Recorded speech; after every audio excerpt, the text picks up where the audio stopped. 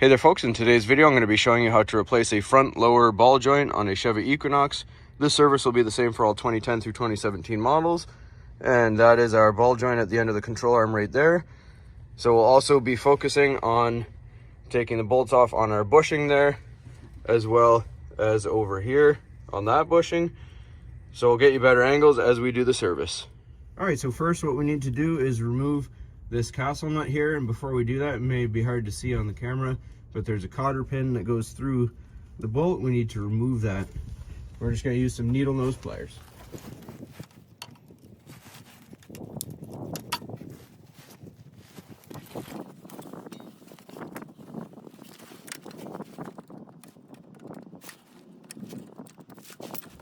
All right, so we just sprayed some penetrating oil on this ahead of time. Now, if you're lucky like me, your cotter pin will actually be rusted and break free if you've taken only one side, and you can just spin the castle nut free with your 18mm wrench.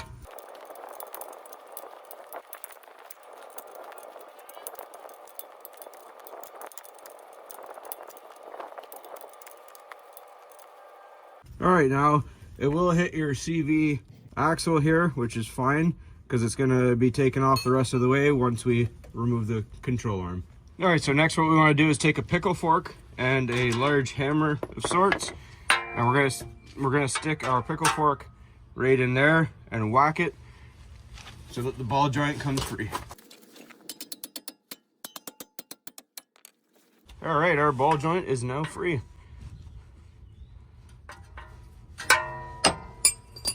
All right, next we're going to remove the two bolts and nuts here on our bushing with a 15mm socket on the bottom and an 18mm wrench on the top.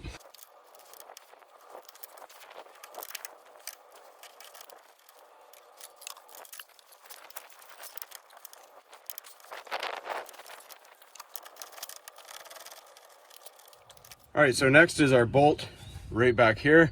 We're going to be using a 21mm socket on this side and a 21mm open end wrench on this side to get it loose.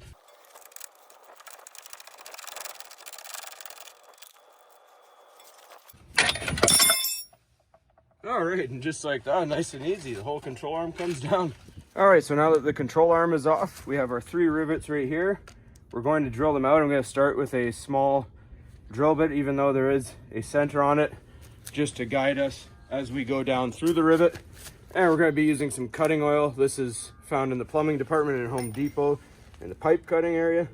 So we're just going to pour a little bit on there. And start at low speed and get a hole going.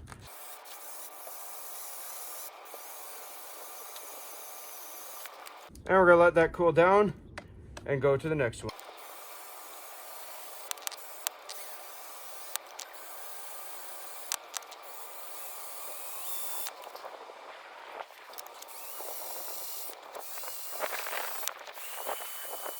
All right, now we're going to step this up to a bigger bit here. This one is a 5/8. And we're going to finish off the rivets the rest of the way.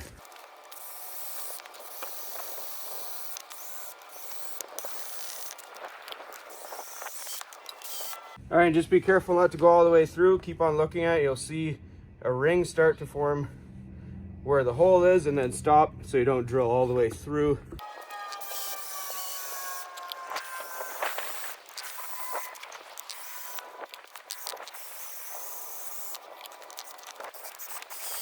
All right, while you're drilling, some of the rivets might just spin right off.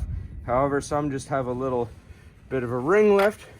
If that's the case, just grab a hammer and chisel, and we're just going to knock it off.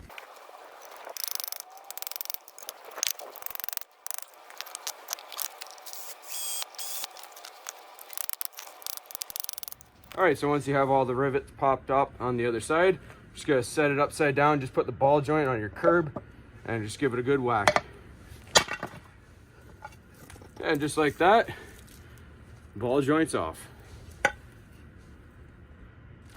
Now, one thing that people don't mention on their videos a lot is that you will most likely have to drill out the hole here. I happen to not have the right drill bit, so I used a tap and die instead.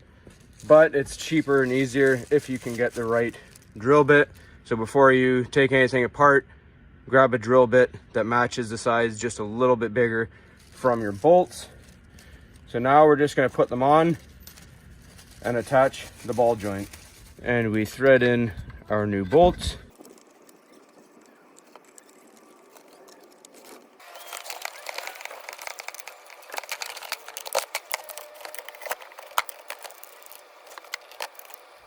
All right, and then we put our nuts on there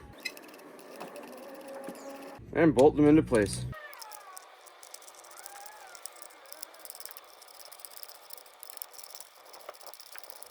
All right, once you got this attached to your control arm, you just take off your castle nut, and they often come with this protector. Just remove it, and then you're ready to install. All right, so now we put our control arm back on. Put our 2 bushings on first. All right, so we line up our bolt holes right there. And we're just gonna put these on hand tight just to hold it in place, and we'll tighten it after.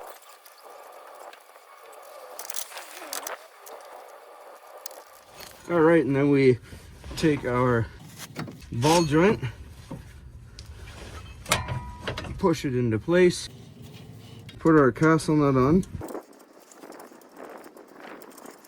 and we tighten down our castle nut here.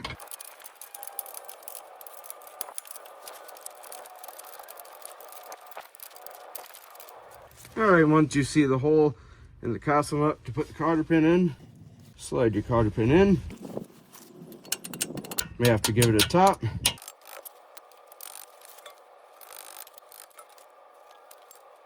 There we go, just like that. And then it's gonna be hard to see on camera, but when the tail comes out the other end, just bend it with your needle nose.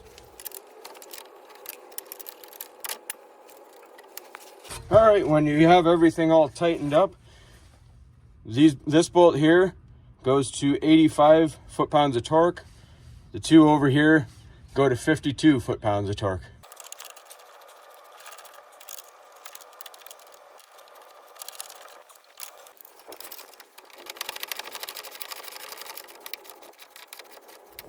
All right, so that's all there is to it, folks. If you bought any parts with greasable nipples on them like I did, just grease them up. If not, then you're good to go. Hopefully you found this helpful, and as always, please don't forget to like and subscribe.